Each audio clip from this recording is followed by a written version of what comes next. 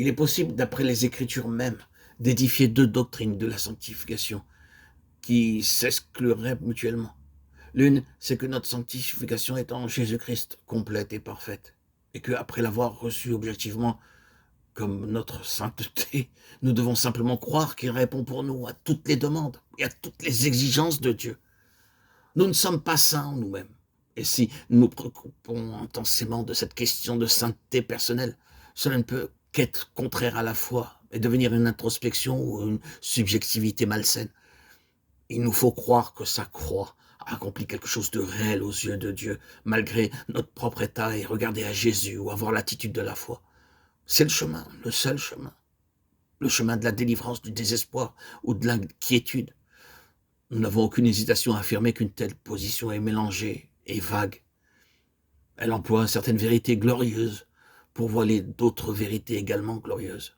Ah, c'est une position qui oblige nécessairement ceux qui la soutiennent à rester toujours sur leur garde, de peur que leur défense ne soit renversée. Ah, ils doivent veiller continuellement à ce que leur position demeure intacte. Et ne montre pas ce qui arrivera si quelqu'un tombe dans le péché et dans la honte qui en résulte, ou si l'on se trouve en présence d'une position plus désirable dans son enseignement ou dans ceux qui la professent. Ils savent ne pas pouvoir accepter une position alternative qui, pour eux, irait à l'extrême opposé. Et ils doivent ainsi s'enfoncer dans ce qui ne les satisfait pas pleinement. L'autre doctrine est celle qui, par des formes variées de mots et de phraséologie, et quelques nuances de détails, prétend que la sanctification est le déracinement, l'éradication, la purification, la destruction de tout péché, de sorte qu'une personne sanctifiée ne pêche pas et ne peut pas pécher. La nature de péché a été entièrement mise de côté. Pour ceux qui soutiennent cette conception de la sanctification dans le sens que nous venons de mentionner, il s'agit d'un acte, d'une expérience concluante faite à un moment donné.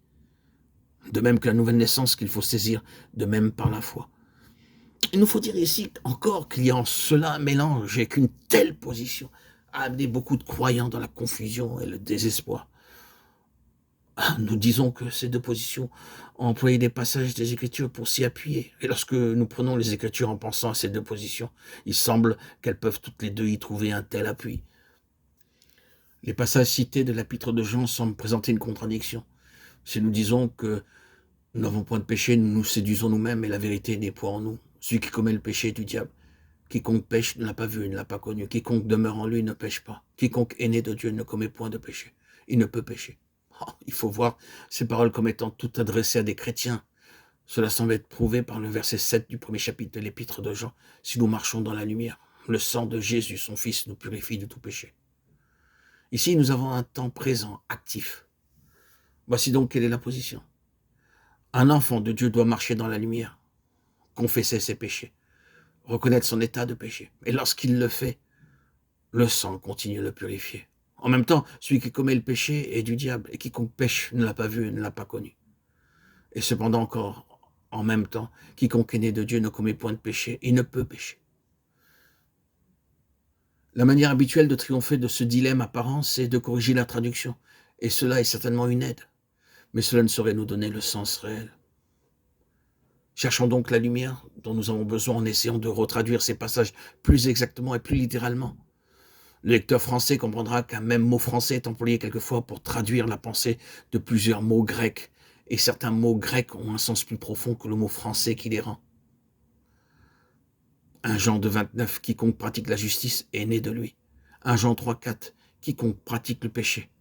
En grec, poderia, rempli de peine et d'efforts pour faire le mal, avoir de mauvaises intentions. Matthieu 12, 39, Luc 11, 29, pratique aussi l'iniquité. 1 Jean 3, 6, quiconque demeure en lui ne s'écarte pas du droit chemin. En grec, ne pêche pas, manquer le but ou le bon chemin. Ou bien quiconque demeure en lui ne manque pas le but. Celui qui pratique la justice est juste. 1 Jean 3, 7. Quiconque est né de Dieu ne pratique pas le péché, ne manque pas le but, parce que la semence de Dieu demeure en lui et il ne peut pécher. Pratiquer le péché. 1 Jean 3, 9. L'aide qui nous est donnée par la connaissance des termes qui sont réellement employés se trouve principalement dans le mot pratique, qui représente à la fois une marche habituelle et une action présente, toujours présente. Si nous marchons dans la lumière, le sang de Jésus, son Fils, nous purifie de tout péché. C'est un présent actif.